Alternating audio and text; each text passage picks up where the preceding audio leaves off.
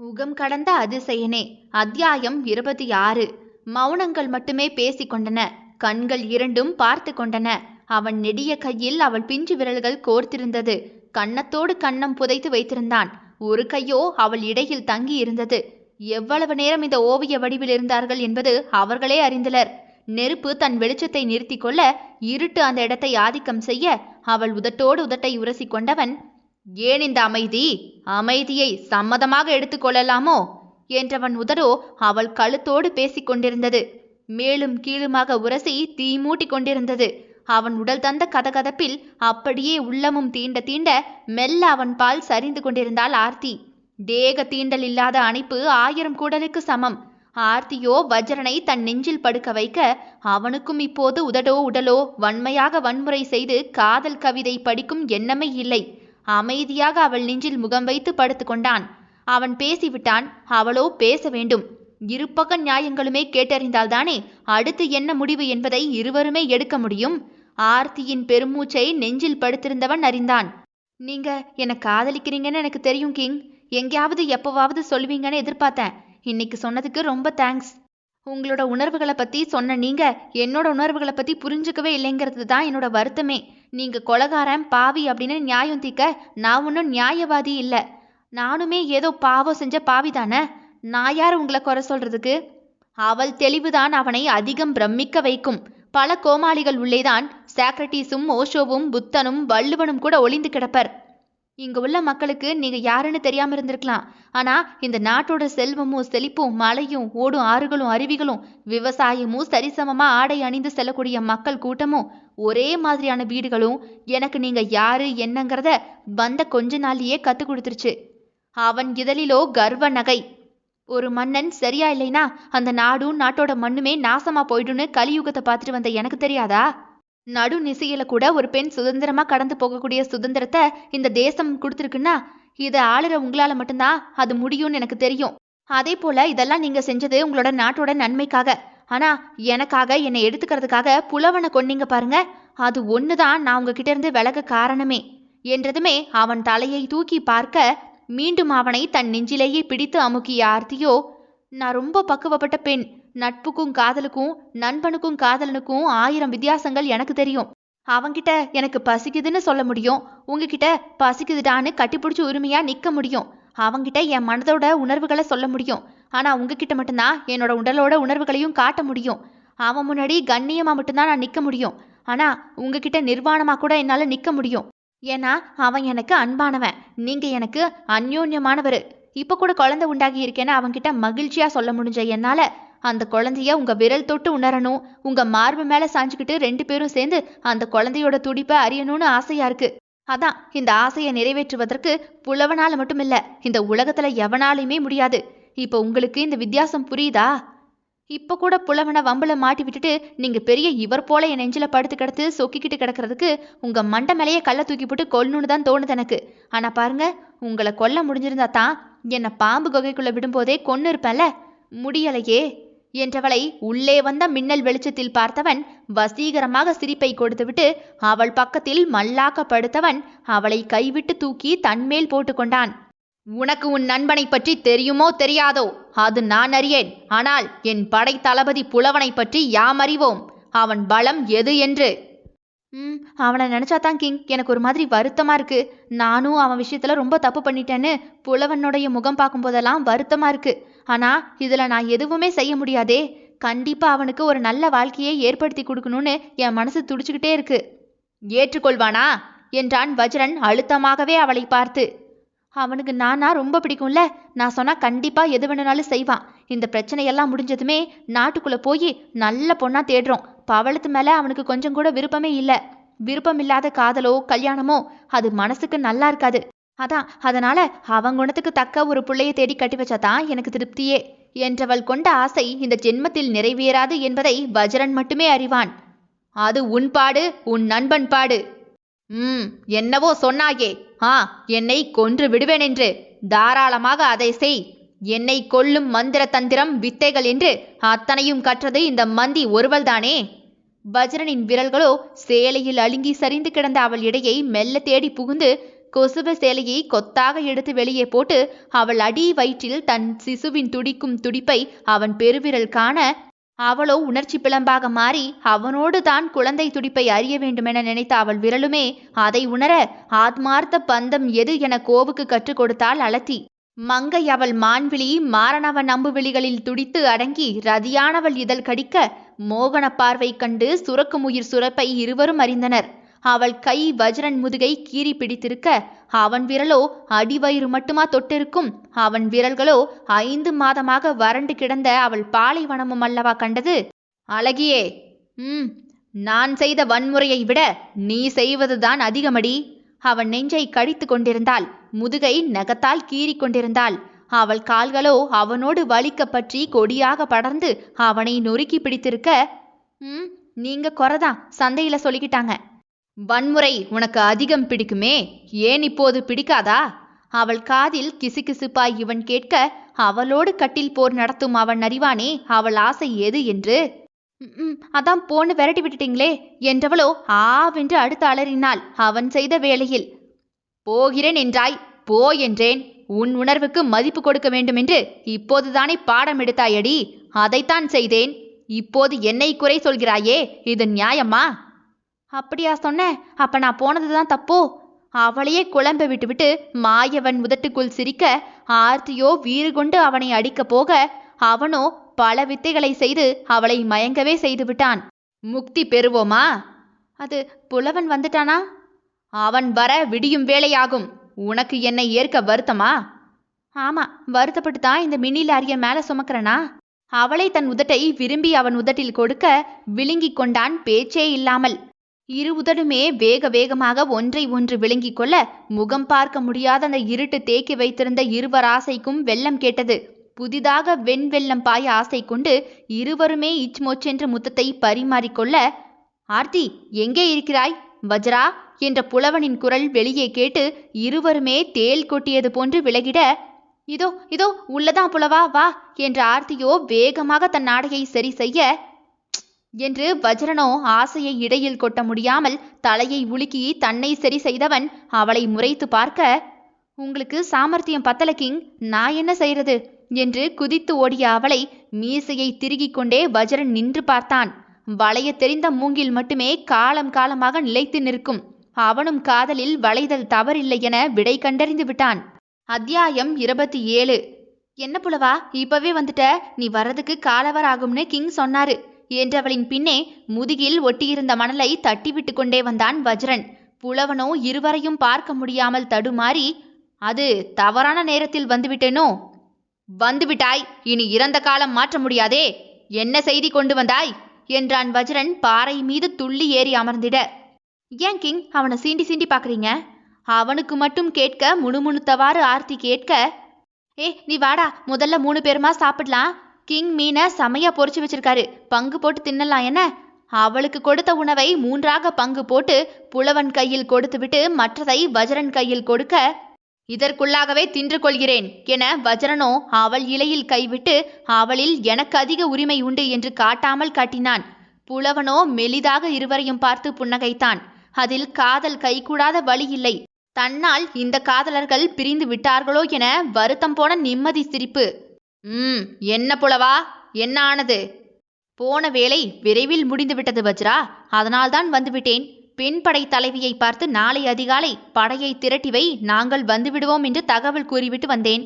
காலதாமதம் நமக்கு வெற்றி வாய்ப்பை குறைத்துவிடக்கூடாதே. அப்போது அங்கே கிழக்கே உதித்த சூரியனை மூவருமே கண்கள் சுருக்கி பார்த்தனர். வஜ்ரன் ஆர்த்தியை ஒரு பார்வை பார்க்க வெட்க புன்னகை உதிர்த்து தலையை குனிந்து கொண்டாள். அவள் வெட்கம் நாணம் எப்போதுமே வஜ்ரனுக்கு உரியதே. மிகச் சிறப்பாக சொன்னாய் புலவா, அப்படியே செய்து விடுவோம். நீ போய் ஓய்வெடு. நீ? இரவு ஓய்வெடுத்தேன் என்றான் கந்தர்வ மனைவி கட்டுடலில் காலையில் தின்றுவிட விருப்பம் கொண்டு. அதெல்லாம் வேண்டாம், அவன் தூங்க வேண்டாம். டேய் புலவா, சாப்பிட்டுட்டு வா. அதிசய குருவி உன்னை காற்றேன்னு சொன்னல, அதை போய் பார்க்கலாம். கிங்கு கில்மாவுக்கு அடி போடுறான் என்று முணுமுணுக்க வஜ்ரனோ பல்லை கடித்தான். இல்லை ஆர்த்தி, நான். வருவியா மாட்டியாடா? வருகிறேன், போதுமா? முகத்தை அப்படி வைக்காதே, முள்ளிருக்கிறது பாரு என்று அவள் வாயில் வைக்க போன மீன் துண்டில் உள்ள முல்லை புலவன் எடுக்க போனவன் சட்டென்று தன் கையை கீழே இறக்கப் போக, முள் குத்திவிடும், எடுத்து போட்டுவிடு என்று விட்டு வஜ்ரன் நகர்ந்து போக புலவனோ முல்லை பதமாக எடுத்து கொடுத்தபடி, என்ன ஒரே இரவில் மாற்றம்? போகும் அவனை பார்த்தபடியே புலவன் ஆர்த்தியிடம் கேட்க, நட்பு எது காதல் எதுன்னு சொன்னா நம்ம பையன் புரிஞ்சுக்கிட்டான் போல. புரிந்து வாழ்ந்தால் சரி. இருவருமே குருவி பார்க்க காட்டுக்குள் நடக்க வஜ்ரனோ சற்று இடைவெளி விட்டு முன்னால் பாதுகாப்பாக போய்க் கொண்டிருக்க குட்டி கல் வந்து அவன் முதுகில் விழுந்தது. அவன் பின்னால் எட்டி பார்க்க ஆர்த்திதான் கண்ணடித்து அவனை உசுப்பிவிட்டாள். புலவனோ ஆர்த்திக்கு காட்டு செடி குத்தாமல் சீர்படுத்தி கொண்டே வர இவளோ வஜ்ரனிடம் பம்பு வளர்க்க ஆரம்பித்து விட்டாள். என்ன என்றான் உதட்டை மட்டும் அசைத்து. சாமர்த்தியம் இல்லையே கிங். இவளுமே உதட்டை மட்டும் அசைக்க, சாமர்த்தியம் எது என காட்டவா? பாப்போம் என்ற ஆர்த்தி உதட்டை கோண வஜ்ரன் ஓடும் மாறு நோக்கி போனவன், நான் ஸ்நானம் செய்ய போகிறேன் புலவா. சரி வஜ்ரா, நான் அவளுக்கு பசிக்கு ஏதாவது கிடைக்கிறதா என பார்த்து விட்டு வருகிறேன். ஆர்த்தி, நீயும் குளித்து விடு. எது முடியாது, நறுமணம் தாங்கவில்லை, குளி ஆர்த்தி என்று சிரித்த புலவனின் தோளிலேயே அடித்த ஆர்த்தி, குளிக்கிறேன் என்றதுமே புலவன் நகர ஆர்த்தி தனியாக பாறையின் பின்னால் மறைந்து ஆடையை கலட்டி கொண்டே நிற்க, அப்படியே அவள் சேலையை கலட்டி பாறை மீது போட்டுவிட்டு அடுத்து ரவிக்கை மீது கை வைக்க தொடையில் ஏதோ குறுகுறுப்பு. மீன் எதுவும் கடிக்குதா, இல்ல கிங்கு சேட்டை பண்றாரா என்று ஆர்த்தி எட்டி வஜ்ரனை பார்க்க அவன் அங்குதான் குளித்து கொண்டு நின்றான். மறுபடியுமே அவள் தொடையில் ஏதோ கடிக்க, மீனா இருந்தாலும் இருக்கும், இதென்ன ஓவர் சேட்டையா இருக்கு, எங்க போய் கடிச்சு வைக்குது பாரு என்று துள்ளி ஆர்த்தி நகர அவள் தொடை நடுவே ஏதோ பிரளயம். என அலறியவள் கிங் என்று கத்த, என்ன மந்தி? அவன் அந்த பக்கம் நின்று பதில் கூற அவன் உதடோ சிரிப்பை அடக்கி கொண்டது. சத்தியமா நீங்க இந்த பக்கம் வரலையா? நான் ஏன் அங்கு வரப்போகிறேன்? பார்த்து குழி மந்தியே, நீர் நாகம் நிறைய நடமாடும் மாறிடுது. ஓ நாகமா? நாளா அணகொண்டாவையே பார்த்தாலு தெரியுமா என்று முடிக்கும் முன்பாக தொடையில் ஏதோ ஊற என்று அடித்து பிடித்து கொண்டு வஜ்ரனின் அருகே ஓடி வந்து அவன் முதுகோடு கட்டி கொண்டு நின்றாள் ஆர்த்தி. என்ன ஆனது? பயத்தை காட்டி விட்டுட்டு பேச்ச பாரு. அங்க குளிக்கிறதுக்கு பயமா இருக்கு கிங், நானும் இங்கே நிக்கிறேன். உன் விருப்பம், பிறகு என்னை குறை பேசக்கூடாது. மாட்டேன். பாவாடையை குறுக்கே கட்டி நின்று அவள் அழகை பார்க்காமல் பார்த்த வஜ்ரன் நீருக்கு அடியில் மூழ்க இவள் சுற்றி முற்றி பார்த்து கொண்டே நிற்க தொடையோடு இழுத்து அவளை உள்ளே இழுத்து கொண்டான். என்று நீருக்குள் அவள் மூழ்க அவளை இழுத்து கொண்டே உள்நீச்சலில் நீந்தி சென்ற வஜ்ரன் ஆற்றுக்குள்ளிருந்த சக்கரம் ஒன்றை கையால் தள்ள சொரென்று நீர் விலகி ஓர் அரங்கம் திறக்க ஆற்றுக்கு உள்ளே சுரங்கம். அது ஆர்த்தியோடு உள்ளே போக அங்கே நீர் இல்லாது புல்லும் மணலுமாக சமவெளி. ஆனால் மேலேயோ நீர். நீருக்கு அடியே இப்படி ஒரு சமவெளியை கண்டுவிட்டு அவள் கண்கள் மூட மறந்து நிற்க, எப்படி என் சாமர்த்தியம் மந்தியே? வாவ், ஆக்சிஜன் சப்ளை எப்படி வருது? எப்படி மூச்சு விட முடியும் கிங்? மேலே தாமரை தண்டுகள் போல தாவரம் பார்த்தாய் அல்லவா? ஆமா. அந்த தண்டு வழியாக சூரியனும் காற்றும் உள்ளே நுழையும். இது வழியேதான் இரவு நாம் தேசத்துக்குள் போக போகிறோம். ஓ செம சூப்பர். மணல் திண்டில் படுத்து கிடந்த அவன் அருகே வந்து ஆர்த்தி அமர அவனோ அவள் பக்கம் திரும்பி படுத்து கொண்டான். அப்படியே படுத்தவாறே அவள் அழகை ரசித்து கொண்டே, மந்தியே. என்ன? என் மணிமுடியில் வைத்து அழகு பார்க்க முடியாத முத்து 3 உன்னிடம் மட்டுமே உண்டு. அவை என்ன? முத்தா 3? நாடி தட்டி அவள் யோசிக்க, நானே விளக்கம் கூறவா? அவளை இழுத்து தரையில் படுக்க வைத்த வஜ்ரன் மெல்ல மெல்ல அவளை மேலிருந்து கீழ்வரை பார்க்க, சீச்சி என்று ஆர்த்தி சினுங்கி திரும்பி போக அவளை திரும்ப விடாமல் 2 கைகளையும் விரித்து பிடித்து கொண்டே அவள் மீது எடை போடாமல் தரையில் கை ஊன்றி நின்று கொண்டான். உனக்கு மட்டுமே வணங்கும் செங்கோல் ஒன்றும் என்னிடம் உண்டு, அதையும் சேர்த்து விளக்கவா? வேண்டாம், நீங்க தப்பு தப்பா சொல்லுவீங்க. சரி செய்கிறேன். என்ன விளையாட்டுது? புலவன் வந்துராம. நீதானே சாமர்த்தியம் காட்ட சொன்னாய், காட்ட வந்தால் போ என்றால் தகுமா? அவள் சரியும் மலரை முகம் வைத்து புரட்டி வாசம் பிடித்தான் வஜ்ரன். அவன் உதடு செய்த வேளையில் ஆர்த்தி உடலை பாம்பாக வளைத்து தூக்கி இடைவெளி விட்டு மேலே படர்ந்து நின்ற அவன் நெஞ்சிலேயே அவன் தொட்ட கல் இடிக்க உரச, இது 1 என்றவனோ சற்று நாவினால் வைத்து ஈரம் செய்ய அவளோ கிடுகிடுவென குரல் நடுங்க ஆர்த்தி வணங்கா கழுத்தோன் அவள் இடையில் யுத்தம் செய்வதை ரசித்து வஜ்ரனை பார்க்க அவனோ செவ்வரளி நிற கண்கள் மோகத்தில் சிவப்பது போல இவளிடம் ஏதோ கூற, அடுத்தது எங்க என்று அவளே ஆசையாக அவன் முகத்தை பார்க்க, அதை வேறு முறையில் சுட்டிக்காட்டவா? ஆர்வம் அவள் முகத்தில். ஆடை இழந்த கோன் அவன் குறிப்பு ஆணிக்கொண்டு அவள் இரண்டாம் அபூர்வ கல்லை உரச, ஆவென இம்முறை துடித்தது அவனன்றோ? அது தந்த சுகத்தில் இன்னும் அவன் சொக்கி தங்கம் தேய்க்க, அவள் இதழில் வந்து ரம்பமாக ரம்மிய சேட்டை செய்த சிவந்த மன்னவன் அவள் கண்டு இதழ் கடித்தாலும் அவனை வணங்க வைக்க அவளுக்கு மட்டுமே அத்தனை உரிமையும் உண்டு என்று புரிந்த ஆர்த்தியோ, நாவு தொட்டு தொட்டு மேலும் தொடுவானுக்கு தான் உதட்டு தீண்டும் போதெல்லாம் நாவில் புள்ளி வைக்க இரட்டை லாபம் கண்டான் மன்னன். அழகியே என்று புல்லரித்து போனான் அவனும்.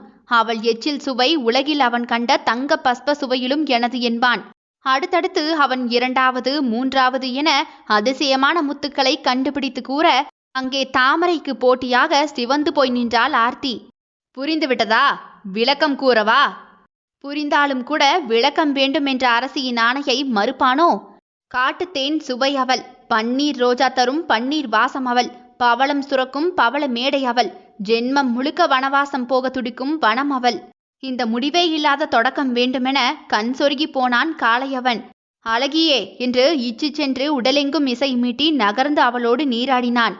வஜ்ரா என்று புலவனின் குரல் எங்கோ கேட்டு, இதோ இங்கு உள்ளேன் என்று வஜ்ரன் ஒரு புறம் இருந்து வர, ஆர்த்தியோ ஆடையை அணிந்து பாறை பின்னிருந்து வந்தவள் வஜ்ரனின் கள்ள வேலை கண்டுவிட்டு முகமூடி சிரித்தாள்.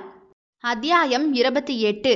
விடியலில் மூவருமாக அதிசய சுரங்கப்பாதை வழியாக தன்னாட்டை அடைந்தவர்கள் பெண் படையை திரட்டி கொண்டு எதிரிகள் எதிர்பாராத நேரம் 4 பக்கங்களில் இருந்துமே தாக்குதலை நடத்த, அதிகாலையில் தூக்க கலக்கத்தில் இருந்த எதிரி நாட்டு வீரர்கள் திடீரென்று தாக்குதலை எதிர்கொள்ள முடியாமல் சோர்ந்து போக, தன் அரண்மனையில் தன் அரியாசனத்தில் அமர்ந்து மது அருந்தி கொண்டிருந்த எதிரி நாட்டு அரசன் தலையை ஒரே சீவாக சீவி தலையை தூக்கி எடுத்து தட்டில் வைத்து நாட்டின் எல்லையில் வஜ்ரன் வைத்து விட்டான்.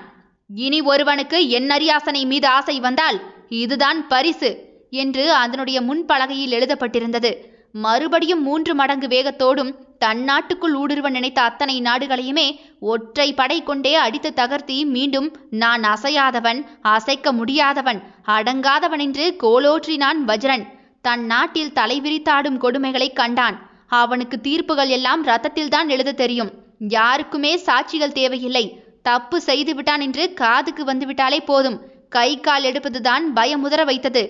நாம் தவறு செய்தால் மரண தண்டனை உண்டு என்ற பயத்திலேயே மீண்டுமாக தேசம் செழிக்க ஆரம்பித்தது. அவனை இகழ்ந்த உதடுகள் எல்லாம் புகழ்ந்து பாடியது. அத்தனை தேசமுமே வியக்க வஜ்ரன் ஆர்த்தி திருமணம் கோலாகலமாக நடந்தது. திருமண ஏற்பாடு முழுவதையுமே புலவன் ஒருவன் பொறுப்பில் நின்று பார்த்து கொண்டான். யானையின் மீது வஜ்ரன் அமர்ந்திருக்க, அவன் முன்னால் பட்டத்து இளவரசி ஆர்த்தி அவன் கைப்பிடியில் பாந்தமாக நெருங்கி இருக்க, தங்க கைப்பிடி போட்ட குடை ஒன்று இருவருக்கும் வெயில் அடிக்காமல் மேலே பொருந்தி இருக்க, யானை பாகனாக புலவன் முன்னால் அமர்ந்திருக்க, அந்த தேசம் முழுவதுமே மணமக்களை ஏற்றுக்கொண்டு ஊர்வலம் வந்தது. ஆர்த்தியின் முன்னால் மிகப்பெரிய தட்டில் வெள்ளி காசுகளும் பொன் காசுகளும் வைக்கப்பட்டிருக்க, அவள் யானை அசைய அசைய தன் பிஞ்சு விரலினால் அள்ள முடிந்த அளவு தங்க காசுகளை அள்ளி மக்களுக்கு திருமண நாள் பரிசாக கொடுக்க, அத்தனை பேருமே ராணி வாழ்க, ராஜா வாழ்க என்று அவர்களை வாழ்த்தினார்கள். அதிகாலை 2 மணிக்கு அரண்மனை வைத்தியர்கள் அனைவருமே அரண்மனையில் கூடி நிற்க, வஜ்ரன் தன் மழலை மனைவி கையை பிடித்து கொண்டே அவள் அருகிலேயே அமர்ந்திருக்க, மன்னா, நீங்கள் வெளியே போனால்தான் அரசிக்கு பிரசவமே பார்க்க சரியாக இருக்கும் என்று பெண் மருத்துவச்சி கையை பிசைய, என் மனைவிக்கு யாமே பலம். அதோடு என் மனைவியின் வலியை நான் பார்க்க வேண்டும். என் குழந்தையின் முகத்தை நானே முதலில் பார்க்க வேண்டும். அவள் கண்முழித்து தேடும் முதல் பார்வை நானாகத்தான் இருக்க வேண்டும். நடக்கட்டும் என்றவனின் எஃகு குரல் கூட உடைந்திருந்தது. அழுகையில் துடிக்கும் தன் மனைவியை மடியிலேயே போட்டிருந்தான். அவள் கையை தன் கையோடு இணைத்திருந்தான். வஜ்ரன் கம்பீரமாக அமர்ந்திருந்தாலும் அவனும் உடைந்து போயிருந்தான். அறைக்கு வெளியே குறுக்கும் நெடுக்குமாக புலவன் நடந்து கொண்டே இருந்தான். இத்தனை நாட்களில் தானிழந்த தேசங்களை பிடிப்பதே இருவருக்கும் மிகப்பெரிய வேலையாகி போனாலும் பகலில் புலவன் ஆர்த்தியோடே இருப்பான். இரவு வஜ்ரன் அவளோடு இருப்பான். இருவருமே மாறி மாறி அவளுக்கு தனிமை அண்டாமல் கூடவே இருந்து பார்த்து கொள்வார்கள். காலை புலவா புலவா என்று அவன் பின்னால் அலையும் ஆர்த்தி இரவு கிங் கிங் என்று அவன் மேலே படுத்து கிடந்து விளையாடுவாள். இதுவரை அவளுக்கு தனிமையும் சோர்வும் ஏற்பட விட்டதே இல்லை என்பதுதான் உண்மை. அந்த தேசத்து மக்கள் சிலர் கூட அது என்ன, புலவனோடு அரசி அதிக நேரம் செலவழிப்பது போல இருக்கிறதே என்று தங்களுடைய வன்மத்தை தெளிக்க பார்க்க இருவர் நாக்கு வெட்டப்பட்டது. இனி பேசுவார்களா என்ன? வீல் என்று அழுக்குரலில் அவன் கணிப்பை தகர்த்து பெண் குழந்தை பிறந்தது. வஜ்ரன் தன் நெற்றியில் வடிந்த வேர்வையோடு ஓடிப்போய் தன் மகள் கண்ணை திறக்கும் முன்பாக குனிந்து நின்று மகளை பார்க்க, தன் குட்டி கண்களை திறந்த குழந்தையோ தன் தகப்பனை கண்டுவிட்டு குட்டி காலாலேயே முகத்தில் எட்டி உதைக்க, அந்த குருதியோ அவன் கன்னத்தில் ஒட்ட, அட்டகாசமாக சிரித்து தன் குழந்தையை பட்டு துணியோடு வாங்கி கொண்டவன் ஓடி வந்து அசதியில் மயங்கி கிடக்கும் தன் மனைவியை மடியில் போட்டுக்கொண்டு அவள் தலையை வருடி கொடுத்தவன், அழகியே என்று முணங்கினாள் பாதி மயக்க நிலைமையில். நமக்கு பொக்கிஷம் கிடைத்திருக்கிறது பார் என்று அவள் காதிலேயே வஜ்ரன் முணுமுணுப்பாய் சொல்லி ஆர்த்தியின் கன்னத்திலேயே முத்தமிட, கண்களை திறந்த ஆர்த்தி தன் கணவனை பார்த்து காதல் கசிய கண்கள் கலங்க அவனிடம் ஏதாவது சொல்வாள் என்று பார்த்தால், ஏய், நான் இங்க வழியில துடிச்சுக்கிட்டு இருந்திருக்கேன். நீ இப்ப கூட ஆரம் ஒட்டியானெல்லாம் போட்டு மேக்கப்போட தான் பிரசவ அறைக்கு வந்திருக்க. யூ ஆர் டூ பேட் என்று அவன் சோர்வை நீக்கும் பொருட்டு அவள் புன்னகைக்க, அவள் புன்னகைதானே அவன் மத்தாப்பு தேசமே. அவள் சோர்ந்து போனால் அவனும் சோர்ந்து விடுவானே. அவளுக்கு வலிதான், அவனுக்கும் வலித்து விடுமோ என்று தன் வலியை மறைத்து கொள்ள அவனுக்கு தெரியாதா என்ன தன் மனைவியின் குணநலன்களை பற்றி? ஒருவேளை உனக்கு ஏதாவது ஆகிவிட்டதெனில் உடனே சுயம்பரம் நடத்த வேண்டும் அல்லவா? அதனால்தான் முழு அலங்காரத்துடனே சுற்றி வந்தேன். ஆனால் நீ ஏமாற்றி விட்டாயே மந்தியே என்றபடி அவனும் பதிலுக்கு பதில் கொடுக்க, ஓ, கிங்குக்கு அப்படி வேற நினைப்பிருக்குதோ? இந்த ஜென்மமும் இல்ல, எந்த ஜென்மமும் உங்களை நான் விடுறதா இல்ல. ஐயகோ, அப்படி என்றால் உன் நண்பன் அடுத்த ஜென்மத்திற்காக காத்திருக்கிறானே, அவனுக்கு என்ன பதில் சொல்ல போகிறாய் நீ? அட ஆமாமில்ல, இந்த ஜென்மம் உங்களுக்கு, அடுத்த ஜென்மம் அவனுக்கு என்று சிரித்தவள் சிரிப்பை முகம் கடுக்காயில் முக்கி எடுத்தது போன்று பார்த்த புருஷனின் கையை பிடித்து கொண்டவள், சும்மா தானே சொன்னேன், அதுக்கு ஏன் உடனே முகத்தை அப்படி வச்சுக்கிறீங்க? ஏன் முகம் அப்படி போகுது? பார்மந்தி, அவனுக்கு தோழியாக நீ எத்தனை ஜென்மம் வேண்டுமானாலும் எடுத்து வா. ஆனால் இணை என்றால் அது நான் மட்டுமே. நீ எனக்கு மட்டுமே என்று சொல்லிவிட்டேன் என்று குழந்தையை அருகில் போட்டுவிட்டு எழும்பி அவன் போய்விட்டான். புலவனோ தவிப்போடு வெளியே வந்த வஜ்ரனை பார்க்க, வஜ்ரா, பெண் குழந்தை பிறந்துள்ளது. அப்பாடா, பயந்தே போய்விட்டேன் வஜ்ரா. வலி தாங்குவாளோ மாட்டாளோ என்று பயந்தே இருந்தேன். எப்படி இருக்கிறாள்? வலி எதுவும் இல்லையே? தவிப்புதான் அவன் குரலில். ஆர்த்தியை பார்ப்பதற்கு ஆசை, ஆனால் முடியாதே. உள்ளே போய் பார்க்க வேண்டியதுதானே? அது நான் எப்படி? அவளுக்கு உதிரம் கொடுத்தவன் நான், அவள் கண்ணீர் துளியால் மறுஜனனம் எடுத்தவன் நீ. போய் பார்க்க அத்தனை உரிமையும் உனக்குண்டு. யார் உமக்கு உரிமையும் உறவும் கொடுக்க வேண்டும்? சகல உரிமையும் நான் கொடுக்கிறேன். போய் உன் மகளை பார் என்று விட்டு கம்பீரமாக நடந்து போகும் வஜ்ரனை ஆள பெருமூச்சு எடுத்து புலவன் பார்த்தான். காதலியை கண்ணியமாக பார்க்கும் அவன் பார்வை தெரியாதா என்ன? தன் காதலை புதைத்து கொண்டு வாழும் அவன் காதல் தெரியாதா? அவளுக்காகவே வாழும் அவனை பற்றி வஜ்ரனுக்கு தெரியாதா என்ன? இதோ சில மாதங்கள் கடந்து போனது. குழந்தைக்கு தாய் ஆர்த்தியா புலவனா என்று கூட தெரியாது. மடியில் குழந்தையை படுக்க போட்டு தங்க சங்கில் குழந்தைக்கு மருந்தூற்றி கொண்டிருந்தான் புலவன். படுக்கையில் ஆழ்ந்த சிந்தனையில் அமர்ந்திருந்தாள் ஆர்த்தி. கண்ணாடி முன்பு மீசையை திருகி மணிமுடியை தலையில் வைத்து கொண்டு நின்றான் வஜ்ரன். எது நம்பிக்கை? புலவன் தன் மனைவியை நேசித்தான், நேசிப்பான், நேசிக்கிறான் என்று தெரிந்தும் அவன் தூய அன்பின் மீது நம்பிக்கை வைத்து தன் படுக்கை அறையில் கூட அவனுக்கு அனுமதி கொடுத்திருக்கிறான் என்றால் அது நம்பிக்கை. என்னை காதலித்தவன், எனக்காக உயிரையும் கொடுத்தவன், என்னை தவறாக பார்க்க மாட்டான், அவனுக்கு கள்ளம் தெரியாது என்று தன் அறை வரை அனுமதித்திருக்கிறாளே, அது நம்பிக்கை. ஆர்த்திக்காக தன் உயிரை கூட எடுத்தவன், மனைவியின் நட்புக்காக அத்தனை அவசொல்லையும் கேட்டாலும் அவர்கள் அன்பில் ஒதுங்க இடம் கொடுத்திருக்கிறார்களே, அது போதும், மற்றது எதுவும் தேவையில்லை என அவர்கள் மகிழ்வை ரசிக்கிறானே, அது அவன் மீது அவன் கொண்ட நம்பிக்கை. இந்த நம்பிக்கையில் உருவான உறவுதான் இவர்கள் மூவருக்கும் இடையிலான அழகிய பந்தம். புலவா, மகளுக்கு மருந்தை ஊற்றி தோளில் போட்டு தட்டி கொடுத்து கொண்டிருந்த புலவன் ஆர்த்தியின் குரல் கேட்டு எட்டி மேலே பார்க்க, உன்கிட்ட உன்னை கேட்கணும். என்ன ஆர்த்தி, காலையிலேயே உன் 7ஆம் அறிவில் என்ன உதித்து விட்டது? நேத்து பவளம் என்ன பார்க்க வந்தா. அவளுக்கு என்னவாம்? உன்னை திருமணம் செஞ்சுக்கிறதுக்காக அவ செஞ்சது எல்லாத்தையும் என்கிட்ட சொல்லி காலில் விழுந்து மன்னிப்பு கேட்டா. பாவமா போச்சுப்பா எனக்கு. மன்னிக்க கூடாதா நீ? மன்னித்ததினால்தான் அவள் இன்னும் உயிரோடே இருக்கிறாள் ஆர்த்தி. சரிப்பா சரி, நீயும் பெரிய அப்பாட்டக்கர் தான், நான் ஒத்துக்கிறேன். நான் இப்போ கேட்க வந்ததே வேற. என்ன கேட்க போகிறாய்? குழந்தைக்கு மறு உடை அணிந்து அவள் அருகே படுக்க வைத்த புலவனின் கையை பிடித்திழுத்து தன்னருகே அவள் அமர வைக்க வஜ்ரனோ அவள் அருகே நின்று குழந்தையை பார்த்து கொண்டே நின்றான். புலவா, எப்ப கல்யாணம் கட்டிக்கலாம்னு இருக்க நீ? அவளை கல்யாணம் கட்டிக்கிறதுக்கு சம்மதம் இல்ல. சரி, பரவாயில்ல விடு. வேற ஏதாவது பொண்ணு பார்க்கவா? உனக்கு மனசுல எப்படிப்பட்ட பொண்ணு வேணும்னு நினைக்கிறியோ அதை விட ஒரு படி மேல பார்க்கவா? அவள் கண்களில் ஆர்வம். அவள் வாழ்கிறாள், ஆனால் அவன் அவளுக்காகவே வாழ்கிறானே என்று வலிக்கிறது தினமும். தினம் தினம் இந்த கேள்வியை கேட்டு புளித்து போனாள். அவன் சிரித்துவிட்டே கடந்து போகிறான். என்னதாண்டா நினைச்சுக்கிட்டு இருக்க நீ? பதில் வேணும், டெல் டெல் என்று அவன் கையை பிடித்து இவள் கேட்க, ஆர்த்தி, இன்று மட்டுமா வித்தியாசமாக பதில் சொல்ல போகிறேன். இப்போது திருமணத்திற்கு என்ன அவசியம்? 100 வயசு ஆனா பொண்ணு தர மாட்டாங்கடா. இப்பவே உனக்கு 30 40, இன்னும் கொஞ்ச நாள் போனா முழுக்க சொட்டையாகி போகுண்டா. யாரா பொண்ணு தருவா உனக்கு, சொல்லு என்றதுமே சிரித்த புலவனோ, திருமணம் செய்ய வேண்டும் என்று எண்ணம் இருந்தால்தானே என்னை பற்றி யோசிக்க. எனக்கு திருமணத்தில் நாட்டமே இல்லை ஆர்த்தி. டேய், உனக்குன்னு ஒரு உறவு வேண்டாமாடா? ஏண்டா என்னை இப்படி சங்கடப்படுத்துற? எனக்கு என்ன உறவு வந்துவிட போகிறது? என் நண்பன் வஜ்ரன் இருக்கிறான், நீ இருக்கிறாய், அதோடு மேலாக என் இளவரசி இதோ இவள் இருக்கிறாள். இதைவிட வேறென்ன உறவு வந்துவிட போகிறது? இதுக்கு பருத்தி முட்டை குடோன்லயே இருந்திருக்கலாம். உன்கிட்ட போய் கேட்டேன் பாரு, கிங் கூட பரவாயில்லடா, நீ ஓவர் அழுத்துக்காரன். ஒரு கல்யாணத்தை பண்ணி தொலைச்சாதான் என்னடா? ஏன் என்னை கடைசி வரை நீங்கள் பார்த்து கொள்ள மாட்டீர்களா என்ற புலவனின் பேச்சில் கண்ணீர் துளிக்க அவனை பார்த்த ஆர்த்தியோ, யோ கிங்கு, இப்படியே குறைய ஃபவுண்டேஷன் போட்டுக்கிட்டே இருந்தா எப்படி? ஒரு வார்த்தை வந்து சொல்லக்கூடாதா? இதோ பார் மந்தியே, இதில் எனக்கும் உங்களுக்கும் சம்பந்தமே கிடையாது. நான் எதையாவது சொல்ல போய் என் நட்பில் நீங்கள் யார் இடையில் என்று நீ என்னிடம் சண்டைக்கு வருவாய். இங்கிருக்கும் 7 தேசத்தை கட்டுப்படுத்த முடிந்த என்னால் இன்றளவும் உன் உதட்டு சுளிப்பை கூட கட்டுப்படுத்த முடியவில்லை. உன்னால் பித்து பிடித்து அலைவது எனக்குத்தான் தெரியும். அதில் இன்னொரு மந்தி வேறு உன் ஜாடையிலேயே பெற்று வைத்திருக்கிறாய் பார்.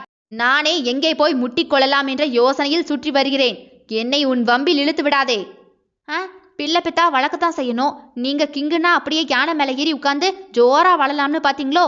காலையில அவன் குழந்தைய பார்த்தா நைட்டு நீங்க தான் குழந்தைய பார்த்துக்கணும். அப்படியெனில் தாங்கள் என்னதான் செய்ய போகிறீர்களோ என்று ஆர்த்தியை நாடியை தடவிக்கொண்டே வஜ்ரன் பார்க்க, நான் குழந்தை பெற்று தந்திருக்கேன்ல, எவ்வளவு பெரிய டாஸ்க் கம்ப்ளீட் பண்ணியிருக்கேன் தெரியுமா? நான் ரெஸ்ட் எடுக்க வேண்டாமா?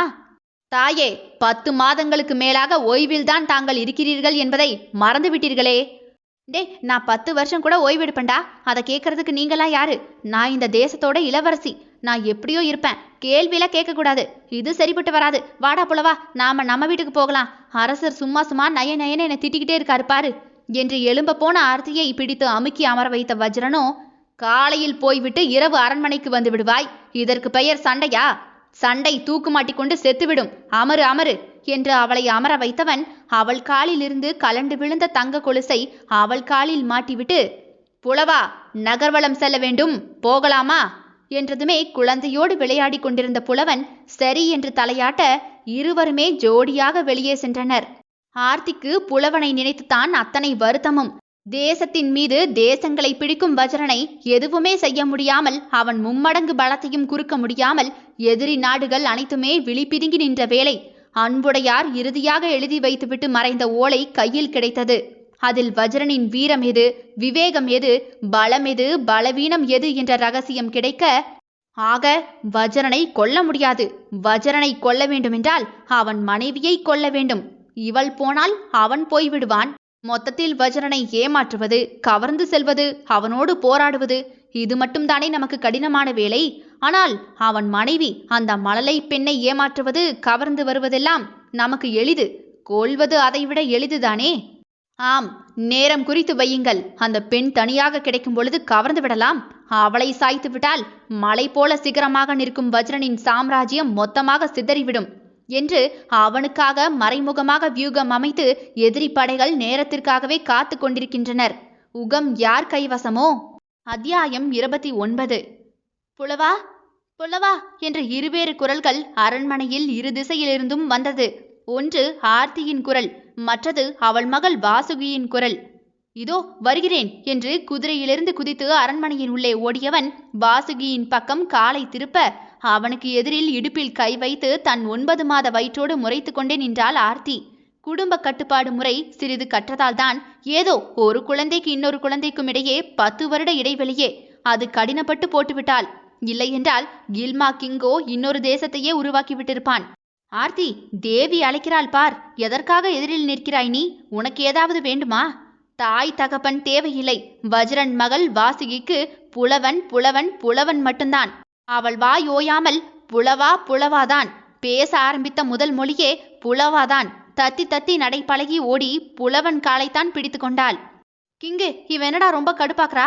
தாய் தகப்பன் இங்க இருக்கோம், அது போற இடத்த பாத்தீங்களா? உன் நண்பன், உன் பாடு, உன் குழந்தை. நைசா நழுவ பாக்குறீங்களா கிங் என்று எல்லோரிடமும் சண்டை போட, மகளோ புலவன் மட்டுமே என அவனிடமே இருப்பாள். புலவன் வந்ததுமே குதிரை மீது வைத்துக்கொண்டு நகர்வலம் வருவான். அது குருத்து பல் தெரிய சிரிக்கும். அந்த சிரிப்புக்கு இவ்வுலகில் இணை எதுவுமே இல்லை. புலவன் கையில் உள்ள வாளை தூக்கி விளையாடிய வாசுகியின் கையை பிடித்து அவளுக்கு வாள் பயிற்சி கொடுத்து கொண்டே நிற்க, ஆர்த்தி மூக்கிலோ புகைவிட இருவரையும் பார்த்து கொண்டிருந்தாள். புலவா, சொல்ல ஆர்த்தி. நீ சரியில்லடா, அதென்ன எப்ப பார்த்தாலும் அவளுக்கே செல்லம் கொடுக்குற? மந்தியே தள்ளு என்று குட்டி இளவரசி அவளை இடித்து கொண்டு வந்து புலவனின் குதிரை மீது ஏறிக்கொண்டாள். அது ஏன் புலவண்டி? வஜ்ரனை வேண்டுமாயின் நீ வைத்துக்கொள், இது என் புலவன், அப்படித்தானே புலவா என்று குழந்தை அவன் முகம் பார்க்க மறுப்பானா அவன். ஆம், நான் தேவியாருக்குத்தான் அடிமை. போடாங்க, தூங்கும்போது காதுக்குள்ள பாம்பு போக ஆ என்று ஆர்த்தி முணங்க, என்ன ஆனது ஆர்த்தி என்று பதறி போய் அவள் அருகே ஓடி வந்தான் புலவன். டேய், தெரியலடா, 2 நாளா வயிறு வலிச்சது போலவே இருக்கு. கிங்கு வேற வேட்டைக்கு போனவரு இன்னும் வரல. என்னன்னு ஒரு எட்டு போய் பார்த்துட்டு வாயேண்டா. அவ்வளவுதானே, இதோ போகிறேன். எதிரே வந்த பவளத்தை கண்ட புலவன் அவள் உப்பிய வயிற்றை கண்டு மனம் நிறைந்த மகிழ்வோடு, வா பவளம், எப்போது இங்கே வந்தாய்? இப்போதுதான் புலவனாரே, சௌக்கியமா? பவளம் அயல் தேசத்தில் திருமணம் கட்டி போய்விட்டாள். புலவனிடம் என்னை திருமணம் செய்து கொள் என கேட்டு கேட்டு அவனோ மசிந்த பாடே இல்லை. அதனால் வேறு வழியின்றி வேறு திருமணம் செய்து போய்விட்டாள். என் சௌக்கியத்துக்கு என்ன குறை? போய் ஆர்த்தியோடு பேசிக்கொண்டிரு, நான் வருகிறேன் என்று குதிரை மீது ஏறி அமர்ந்து கானகத்தை நோக்கி சென்றான். என்ன, போன புலவனையும் காணல, கிங்கையும் காணல என்று ஆர்த்தி அரண்மனை மேலிருந்து அவர்கள் வரவை எட்டி எட்டி பார்த்து கொண்டே நின்றாள். மகளோ தங்க நிற படுக்கை விரிப்பில் வாய் பிளந்து படுத்து தூங்கிக் கொண்டிருக்க, காலை போன புலவன். இரவு ஆர்த்தியின் வம்பு தாழாமல் எழும்பி விடியலில் வேட்டைக்கு போன வஜ்ரன் இருவருமே இன்னும் வராமல் இருக்க, மனது பிசைய, வயிறு வேறு விட்டு விட்டு வலி எடுக்க, பொறுப்பு இல்லாம போச்சு இந்த கிங்குக்கு. மந்தியே, நிறை மாதம் நெருங்குகிறது, காலை கையை போடாதே. இரவு அவள் காலை நகட்டி போட, முடியாது கிங், உங்களுக்கு என் மேல லவ்ஸ் குறைஞ்சு போச்சு. அது என்னவோ? மோதிரம் பவர் போனதுதான் போச்சு. ராஜாவை வச்சு தள்ளி தள்ளி தான் கொண்டு போக வேண்டியது இருக்கு. எனக்கு சிறந்த குடும்பஸ்திரி பட்டம் கொடுங்க. அன்புடையார் இறந்ததுமே அவர் கொடுத்த மோதிரம் தன் பணியை நிறுத்திவிட்டது. ஒரு மொழியில் பேசினால் புரியலாம், ஆனால் இவளோ பல மொழியில் அல்லவா பேசி வைப்பாள். என் மேல உங்களுக்கு காதலே இல்ல, தொட்டு 6 மாசம் ஆகுது தெரியுமா? வேற எதுவும் கீப்பு வச்சிருக்கீங்களா? அப்படி தேவைப்பட்டதான் அந்த புறமே கட்டி விளையாடிடுவீங்களே என்று இன்னும் சாவகாசமாக வஜ்ரன் தொடை மீது கால் போட்டுக்கொண்டு அவனை பார்க்க, டேல் தி ரீசன். அம்பு முறிஞ்சு போச்சா? மீசையோடு அவள் உதடு விளையாட வஜ்ரனோ பல்லை கடித்தான். ஆனால் ஒன்றடி, என்றாகினும் ஒரு நாள் என்னிடம் மறைவாங்க போகிறாய் நீ. ஓ, அடிக்க வேற செய்வியா? எங்க அடிச்சு பாரு. உன் நாட்டு மக்கள் அத்தனை பேரையும் ஒன்னா திரட்டி உன் அரண்மனை வாசல்ல உண்ணாவிரதம். அது என்னால முடியாது. சரி விடு. நாங்க 3 நேரமும் உண்ணு இருந்து உனக்கு விரோதமா கோஷமெல்லாம் எழுப்பி இந்த நாட்டை 4ஆ பிரிச்சு எனக்கு ஒண்ணு, என் மகளுக்கு ஒண்ணு, புலவனுக்கு ஒண்ணுன்னு கொண்டுட்டு போகல. என் பேரு ஆர்த்தி இல்ல என்றவள் கையில் வலிக்க கிள்ளிய வஜ்ரன், தீவிரவாதியடி நீ. உன்னிடமிருந்துதான் என் நாட்டையும் நாட்டு மக்களையும் காப்பாற்றி கொள்ள வேண்டும் போலிருக்கிறதே. நீங்க ஒழுங்கா இருந்தா நான் ஏன் தீவிரவாதம் பண்ண போறேன் கிங்? நான் உனக்கு அப்படி என்னதான் குறை வைத்தேனோ? எல்லாமே குறையாதான் இருக்கு. 6 மாசம் நோ டச்சிங், வாழ்க்கை ட்ரையா போகுதியா? இது ஒரு கில்மா அரசனுக்கு தகுமா? எனக்கு தகும். உன்னால் இயலுமா? அதை முதலில் பார். நான் எப்ப எனக்கு முடியாதுன்னு சொன்னேன்? நீங்க சரியா இல்ல. திருப்பி என்னோட நாட்டுக்கே அனுப்பிவிடுங்க. நான் ஒரு மடத்தனம் செய்து விட்டேனடி. என்ன? உன் நாட்காட்டியை அழிக்காமல் விட்டிருக்க வேண்டும்.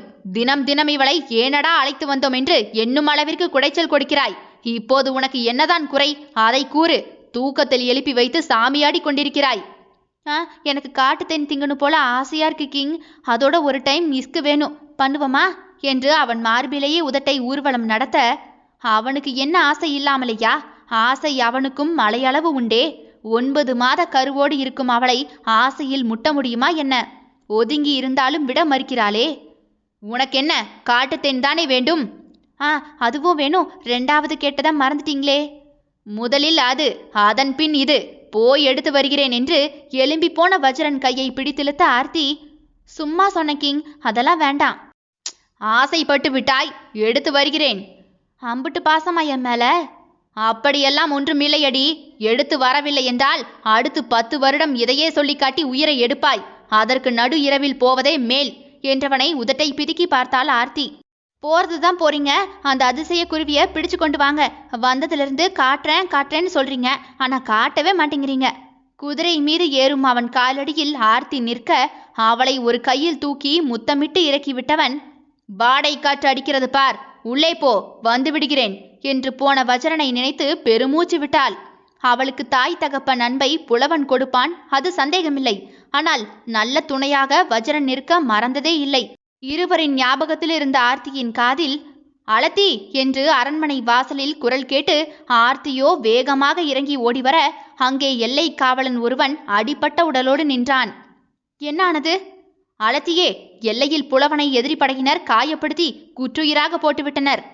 அவளுக்குத்தான் புலவன் வஜ்ரன் என்று சொன்னாலே மூளை வேலை நிறுத்தம் செய்துவிடுமே. எனது அரசர் எங்க? பதறிப்போய் வஜ்ரனை அவள் தேட, அதோடு கானகத்தில் அரசர் சென்ற குதிரை மட்டும்தான் இருக்கிறது. அரசரை காணவில்லை. ஆங்காங்கே இரத்த துளிகளும், இதோ அவருடைய அங்க வஸ்திரமும் குருதி துளிகளால் நிறைந்து கிடக்கிறது என்று வஜ்ரனின் அங்க வஸ்திரத்தை எடுத்து அவள் முன்னால் பிரித்து காட்ட, அதிலிருந்து குருதியும் அவர் சொன்ன செய்தியும் அவளை நிதானம் இழக்க செய்ய, வெறும் காலோடே தங்க கொலுசு சலசலக்க நிறைமாத வயிறாக எல்லையை நோக்கி ஓடினாள் ஆர்த்தி. வஜ்ரனை அசைக்க யாராலும் முடியாது, அதை அவள் அறிவாள். ஆனால் புலவன், தேசத்து எல்லையில் புலவன் போல ஒருவன் குப்புற இறந்து கிடக்க, ஐயோ புலவா என்று ஆர்த்தி அலறி துடித்து கொண்டே சரியாக அவள் வஜ்ரபுரி எல்லையை கடந்து தன் காலை அந்நிய தேசத்தின் உள்ளே வைக்கவும், அவளுக்கு வலது பக்கம் மலை போல உருளும் சத்தம் கேட்டு ஆர்த்தி பயந்து போய் அப்புறம் திரும்பி பார்க்க, குதிரைகள் கனைத்து சீறி கூட்டமாக அவளை நோக்கி வர, ஆர்த்தி நிதானம் கொள்ளும் முன்பாக அவளை குதிரைகள் மிதிப்பட்டு தள்ளிவிட்டு ஓடவும் சரியாக இருந்தது. ஆவண அலறி துடித்து வயிற்றை பிடித்து கொண்டே குதிரை கூட்டங்களுக்கு நடுவே குப்புற கிடந்தாள் ஆர்த்தி. குதிரைகள் எதிரிப்படைகள் ஊற்றிவிட்ட மதுவின் தாக்கத்தினால் நிதானமே இல்லாமல் வேக வேகமாக துள்ளி ஓடியது. அத்தனை குதிரையுமே அவள் முதுகின் மேலேயே மிதித்து தள்ளியது. ஒவ்வொரு குதிரைகளுடைய விரிக்குழம்புமே அவள் உடலை பதம் பார்த்தது. ஹக்கென்று மொத்தமாக ஆர்த்தி குருதி கொட்ட, கால் வழியாக குருதி பாய, தன் மூச்சை இழுத்து வைக்க வலுவே இல்லாமல் நாட்டு எல்லையில் கேட்பாரின்றி கிடந்தாள். ஆண்கள் இருவரின் உயிரானவள் அவள். மலையில் ஆர்த்திக்காக தேனெடுத்து கொண்டு நின்ற வஜ்ரனின் இடது பக்கத்தில் சுரென்று வழியெடுத்து இதயத்தை பிடிக்க, அழகி, உனக்கு என்ன ஆனது? உடலெங்கும் வேர்த்து போய் வேகமாக கீழே இறங்கி ஓடி வந்தவன் மூச்சுக்கு ஏங்க கண்கள் சொருக, உடலெங்கும் ஏதோ ஏறி மிதிக்கும் வலி உணர, அலத்தியே என்று வானகம் மதுர அவளை அழைத்த வஜ்ரன் அப்படியே நிலத்தில் சரிந்து விழுந்தான். அவனின் மூக்கு வழியாக ரத்தம் மாறாக ஓட சுய நினைவை இழந்து போனான். அதிசய குருவியை பிடித்து கொண்டு நின்ற புலவன் நெஞ்சில் சுருக் சுருக்கென்று ஏதோ அழுத்த, யாருக்கு என்ன ஆனது? எனக்கு ஏன் படபடவென்று வருகிறது என்று குதிரையை எடுத்துக்கொண்டு அரண்மனையை நோக்கி வர ஆரம்பித்தான். நட்பும் காதலும் உணர்வால் இணைந்த தருணம் இது. அத்தியாயம் 30. இறுதி அத்தியாயம். ஆர்த்தி வேறு வலிக்கிறது என்று சொன்னாலே. வஜ்ரனை தேட வந்த நான் அதிசய குருவியை கண்டதும் வஜ்ரனை விட்டுவிட்டு அதன் பின்னால் போய் எவ்வளவு பெரிய மடத்தனத்தை செய்துவிட்டேன். ஆர்த்திக்கு வேறு எதுவும் ஆகிவிட்டதோ என்று பதறிப்போய் புலவன் குதிரையில் அரண்மனையை நோக்கி திரும்பிக் கொண்டிருந்தான். அவன் வரும் வழியில் வஜ்ரனின் குதிரை எதிரே வந்து விழுந்து தன் முன்னங்காலை தூக்கி கனைக்க, என்ன என்ன இது? இது மட்டும் தனியாக இங்கே நிற்கிறதே. அப்போது வஜ்ரன் எங்கே? வேகமாக கீழிறங்கிய புலவன் வஜ்ரனின் குதிரையை நோக்கி போய் அதன் நெற்றியிலும் தடவி, என்னானது? அரசர் எங்கே? நீ மட்டும் இங்கே தனியாக இருக்கிறாய். அரசர் எங்கே போனார் என்றதுமே குதிரை அவன் மேல் கிடந்த வஸ்திரத்தின் ஓரத்தை பிடித்து கடிக்க, குதிரை போகும் திசையை நோக்கி புலவனும் போக, அங்கே வஜ்ரன் மணலில் முகம் புதைய கிடக்க, ஐயோ வஜ்ரா, உனக்கு என்ன ஆனது என்று தவித்த புலவன் ஓடி வந்து வஜ்ரனை தூக்கி தன் மடியில் போட்டு அவன் நாசியில் சுவாசத்தை பார்க்க, திக்கி திணறிய குரலில், ஆழத்திக்கு ஏதோ மிகப்பெரிய சேதமாகிவிட்டது. அதனால் என் உடல் இப்படியெல்லாம் சமிங்கை சொல்கிறது புலவா. அவளை காப்பாற்ற வேண்டும். அவளை காப்பாற்றியே ஆக வேண்டும். எனக்கு எதுவுமில்லை. சிறிது நீர் கொடு, நான் என் முகத்தை கழுவிக்கொள்கிறேன், சரியாகி விடுவேன் என்று சோர்ந்த உடலோடு வஜ்ரன் எழும்ப பார்க்க வஜ்ரனால் சற்றும் அசையக்கூட முடியாமல் அப்படியே இருந்தான். ஆனாலும் பல்லை கடித்து கொண்டு எழுவதை பார்த்து புலவனோ சட்டென்று வஜ்ரனை தன் தோள் மேல் தூக்கி போட்டு கொண்டவன் குதிரையில் அவனை கிடத்தி ஆர்த்தியை தேடிக்கொண்டு வர, புலவனாரே, தேசத்தின் வாயிலில் அளத்தியை கண்டதாக வணிகன் ஒருவன் சொன்னான். ஏன் அவர் அங்கே போனார் என்று தெரியவில்லை. என்னவென்று நீர் போய் பாருங்களேன் என்று எதிரில் வந்த ஒருவர் தகவலை சொல்லிவிட்டு போக, மயங்கி கிடந்த வஜ்ரனையும் இறக்கிவிட மனமில்லாமல் புலவன் வேக வேகமாக குதிரையை ஓட்டிக்கொண்டு தேசத்து எல்லைக்கே வர, அங்கே கண்ட காட்சியில் புலவனின் இதயமே வெடித்து விட்டது. ஒரு நொடியில் ஆர்த்தி என்று அந்த கானகமே அதிர கத்திவிட்டான். குருதி வடிந்து கண்கள் சொருகி முழு உயிர் இதோ இன்னும் சிறிது நேரத்தில் போய்விடும் என்று கிடந்த ஆர்த்தியை பார்த்தவன் நொடி கூட தாமதிக்காமல் ஆர்த்தி என்று கத்திக்கொண்டே அவளை நோக்கி ஓடினான். அதே சமயம் வஜ்ரன் கண்களை திறந்து மெல்ல மெல்ல மங்கலான உருவத்தில் ஆர்த்தியை பார்க்க, எதற்குமே கலங்காத வஜ்ர மாமன்னன் 6 அடி உடலுமே கர்வம் அடங்கி காதல் மொழியில் துடித்தது. அளத்தியே என்று தன் அளத்தியை நோக்கி போக துடித்த கால்கள் வேலை நிறுத்தம் செய்ய, கால்களை துண்டாக்கிவிடும் எண்ணம் வந்துவிட்டது. அழகியே! குதிரையிலிருந்து அவன் பொத்தென்று கீழே விழ, புலவனோ ஆர்த்தியை தன் கையில் பூவாக தூக்கி கொண்டு ஓடி வந்தவன் இன்னொரு கையில் வஜ்ரனை தூக்கி இருவரையும் குதிரையில் தன் முன்னால் போட்டு கொண்டவன் அரண்மனையை நோக்கி விரைந்தான். அரண்மனை ராஜ படுக்கையில் ஒரு பக்கம் வஜ்ரன் பாதி மயக்கத்தில் இருக்க, இன்னொரு பக்கமோ சுயநினைவே இல்லாமல் ஆர்த்தி படுத்திருக்க, மருத்துவச்சிகளும் வைத்தியர்களும் இருவரையுமே பரிசோதிக்க, வாசுகியை தன் மடியில் வைத்துக்கொண்டு இருவருக்கும் நடுவே கண்கள் இரத்தமென சிவக்க, உதடுகள் துடிக்க, உணர்வுகள் இல்லாத மரத்த உடலோடு இருவரையுமே மாறி மாறி பார்த்து கொண்டிருந்தான் புலவன். வைத்தியரோ பெருமூச்சு விட்டு புலவனை பார்த்து, தளபதி அவர்களே, இளவரசி அவர்கள் கிட்டத்தட்ட சாவின் விளிம்பிற்கே சென்று விட்டார்கள். மரணம் நெருங்கிவிட்டது. என்ன, என் ஆர்த்திக்கு மரணமா? ஆம் தளபதி, குழந்தை துடிப்பில்லை. அதை வெளியே தள்ள இளவரசிக்கு உடலில் வலுவும் இல்லை. குழந்தையையும் காக்க முடியாது, இளவரசியையும் காக்க முடியாது. இருதய துடிப்பு வேறு மிகவும் குறைந்தே இருக்கிறது. ஆண்டவனை பிரார்த்திப்பதை தவிர வேறெந்த கதியும் நமக்கில்லை தளபதி என்றதுமே சொட்டு சொட்டாக விழும் கண்ணீரை துடைக்க மறந்து ஆர்த்தியின் காயப்பட்ட உடலை புலவன் பார்த்து வாயில் மூச்சை வெளியேற்றி அவள் கைகளை பிடித்து கொண்டு தன் கண்ணீரில் ஒற்றி எடுத்தவன், உன் சிரிப்பையும் சேட்டைகளையும் பார்த்து ரசிப்பவன் யாம். உன் காயங்களையும் உன் மரணத்தையும் பார்க்கும் அளவிற்கு தைரியமில்லாத கோழையாகி போனேன். ஏன் உனக்கு இவ்வளவு அவசரம்? என்னை விட்டு போவதற்கு எப்படி மனம் வந்தது? நீ போனால் நானும் அரசரும் பின்னே வந்து விடுவோம் என்று நன்கறிவாயே. ஐயோ, நான் இப்போது என்ன செய்வேன்? அரசே, எழுந்து உங்கள் மனைவி ஆர்த்தியை பாருங்களேன். என் கையை பிடித்திருக்கிறாள் பாருங்கள். கோபம் கொண்டு சண்டையிடுங்களேன். வா வஜ்ரா, நீ இன்றி அவளில்லை, நீங்களின்றி நான் இல்லை, வந்து விடுங்கள் என்று கதறிய அவன் குரல் கேட்டும் கேட்காதது போல தம்பதி கைகள் இணைந்தே கிடந்ததுவே. தளபதி என்று அவன் தோளில் கைப்பட திரும்பி அவன் வஜ்ரனை பார்த்தான். அவனை பரிசோதித்த வைத்தியரோ, அரசரின் நிலைமையும் கவலைக்கிடமாகவே இருக்கிறது. உடனே புலவனோ, இப்படி திடகாத்திரமான மனிதன் அவ்வளவு சீக்கிரமாக மரணத்தை தழுவுவாரா என்ன? நாங்கள் கொடுக்கும் மருத்துவம் அவரை போய் சென்றடைய வேண்டுமே தளபதி. மனிதன் வீம்பாக தன் உடலை மரக்கட்டையாகவே வைத்திருக்கிறார். நாங்கள் கொடுக்கும் மருந்தும் சிகிச்சையும் அவர் தொண்டையை தாண்டி உடலுக்குள் போகவே மறுக்கிறதே. அளத்தியின் நிலையை அறிந்து தானும் அவரோடே போக சித்தம் கொண்டிருக்கிறாரோ என்னவோ. ஐயகோ, நான் இப்போது என்ன செய்வேன்? இந்த பச்சிலம் குழந்தையையும் கையில் வைத்துக்கொண்டு ஏன் என்னை இப்படி அவதியில் நிற்க வைத்து விட்டார்கள்? இந்த குழந்தைக்கு நான் காவலனாக இருக்க முடியும். ஆனால் தந்தையும் தாயுமாக இவர்கள்தானே இருக்க முடியும். இவர்கள் காதலை காட்ட மரணம் ஒன்றுதான் முடிவா என்ன? ஒருவர் இல்லாது ஒருவர் வாழ மாட்டோம் என்றால் இவர்களுக்காக காத்திருக்கும் நானும் அவர்கள் மகளும் என்னதான் செய்வது என்று கத்தி அழுதான் புலவன். வாசுகியோ தன் தாய் தந்தை நிலைமையை அறிந்து கொண்டு அழுகை வந்தாலும் புலவனின் கைக்குள்ளாக பதுங்கி தன் தாயையும் தகப்பனையும் பார்க்கவே பயந்து உதடு துடிக்க, அப்படியே வாசுகியின் முகத்தை தன் நெஞ்சிலேயே வைத்து அமுக்கி பிடித்து கொண்டான் புலவன்.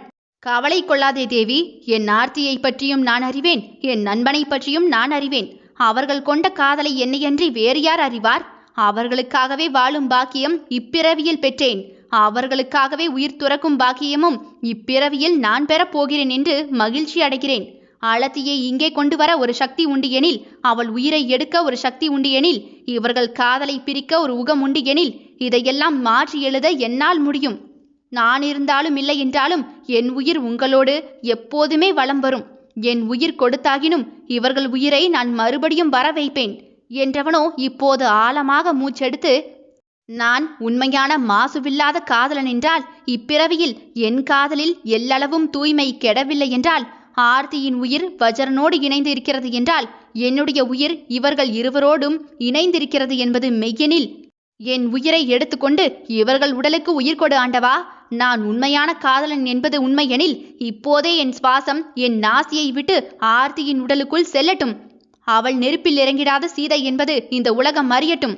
அவள் நட்பு உண்மை, அவள் களங்கமில்லாத வஜ்ரனின் மனைவி என்பது உண்மையெனில், அவள் உயிர் என் நாசியை பெற்று மறுபடியும் நட்பின் சுவாசத்தில் துடிக்கட்டும். அவள் கொண்ட நட்பு எவ்வளவு தூய்மையானது என்று இந்த உலகம் போற்றட்டும். நான் இறுதி வரை அவர்களோடு துடிக்க என் நாசி இடம் மாறட்டும். என் உயிர் அவர்களோடு கலந்து போகட்டும் என்று ஆர்த்தியின் கையை பிடித்துக்கொண்டே புலவன் கத்த, அம்மா என்ற ஆர்த்தியின் அலறல் சத்தம் அந்த அறையையே நிரப்பியது. ஏ என்று குழந்தை அழும் சத்தம் அரண்மனையை அதிர செய்ய, துடிப்பு அடங்கி கிடந்த ஆர்த்தியின் மகன் உயிரை உருக்கிக் கொண்டே வெளியே வந்தான். அதே சமயம் வஜ்ரன் உடலோ தூக்கி வாரி போட்டு மூச்சு விட்டு சட்டென்று கண்களை திறந்த வஜ்ரன் இருவருக்குமே இடையே படுக்கையில் தலை சாய்த்து படுத்திருந்த புலவனின் தலையை கைகள் நடுங்க வஜ்ரன் தொட, புலவன் உயிரில்லாத உடலாக சிரித்த முகத்தோடு தரையில் விழப்போக, வஜ்ரன் சட்டென தாங்கி புலவனை தன் நெஞ்சோடு பிடித்து கொள்ள, அவன் வேண்டியபடியே அவன் உயிர் பிரிந்து இவர்கள் உடலோடு கலந்து உயிர் கொடுத்து தன் நேச அளவை சொல்லிவிட்டு போய்விட்டான். புலவன் உயிரற்ற உடல் ஒரு கையில் ஆர்த்தி கையை பிடித்திருந்தான், மற்றொரு கையிலோ வஜ்ரனை பிடித்திருந்தான். மடியில் அவன் மகள். இந்த ஜனனம் இவர்களுக்காக எடுத்து இவர்களுக்காகவே முடித்து விட்டான். ஒரு தலை காதலன் அல்ல அவன், மூவருக்கு உயிர் கொடுத்த தாயுமானவன் ஆகிப்போனான். அவன் கொண்ட காதல் தூய்மையானது என்று காட்டிவிட்டான். அவள் கொண்ட நட்பு களங்கம் இல்லாதது என்று காட்டிவிட்டான். கர்வமாய் சரிந்தது இமயம் ஒன்று. புலவா என்று திறந்திருந்த அவன் கண்களை வஜ்ரன் இப்போது பார்க்க, ஒரு கண்ணில் வஜ்ரன் உருவம், இன்னொரு விழியில் ஆர்த்தியின் உருவம். இரண்டையுமே உள்வாங்கிக் கொண்டே ஒரு நட்பு சரித்திரம் சரிந்து ஆர்த்தியின் கையில் விழுந்தது. வஜ்ரன் காதல் எங்கெல்லாம் சொல்லப்படுமோ அங்கெல்லாம் புலவன் காதலும் போற்றப்படும். 2000 ஆண்டுகள் காதலுக்காக காத்திருந்த வஜ்ரன் சிறந்தவனெனில், தன் அருகேயே காதலி இருந்தும் கூட அவளை உரிமை கொண்டாடாது அவள் மனம் பிடித்த ஒருவனோடு வாழ வழிவிட்டு நின்ற புலவன் மிகவுமே சிறந்தவன். காதலுக்காக உயிரை எடுப்பது காதல் எனில், காதலுக்காக உயிரை கொடுப்பதும் காதல் என்று காட்டிவிட்டான். உகம் கடந்த அதிசயன் வஜ்ரன் அல்ல, இப்புலவனே. அதிசயனே, நீ கொண்ட காதல் கலியுகம் காணுமோ? அதிசயனே, நீ கொண்ட நட்பு இனி ஒரு யுகம் காணுமோ? அதிசயனே, நீ கொண்ட தூய்மை நெறி இன்னொரு குலம் காணுமோ? நீயே உகம் கடந்த அதிசயன். நன்றி. வாழ்க வளமுடன். ஓகே மக்களே, உங்களுக்கு இந்த கதை பிடிச்சிருந்தா மறக்காம லைக் பண்ணுங்க, ஷேர் பண்ணுங்க, கமெண்ட் பண்ணுங்க. கமெண்ட் செக்ஷன் பக்கத்திலே இருக்கக்கூடிய ஹைப் பட்டனையும் மறக்காம தட்டிடுங்க. நீங்க கொடுக்கக்கூடிய ஒவ்வொரு ஹைப்புமே எங்களுக்கு எப்பவுமே என்கரேஜ்மெண்ட்டாக இருக்கும். ஸோ ஒவ்வொரு ஹைப்புமே 7 lakh + தாண்டும் போது அடுத்த கதை ரொம்ப சீக்கிரமா வந்துடும். ஸோ மறக்காம ஹைப் பண்ணிருங்க மக்களே. நம்ம சேனல்ல சப்ஸ்கிரைப் பண்ணிக்கோங்க, கூடவே இருக்கக்கூடிய பெல் ஐகானையும் கிளிக் பண்ணிக்கோங்க. மீண்டும் இதே போல சுவாரஸ்யமான கதையுடன் உங்களை சந்திக்கும் வரை விடைபெறுகிறேன். நான் உங்கள் RJ தியா.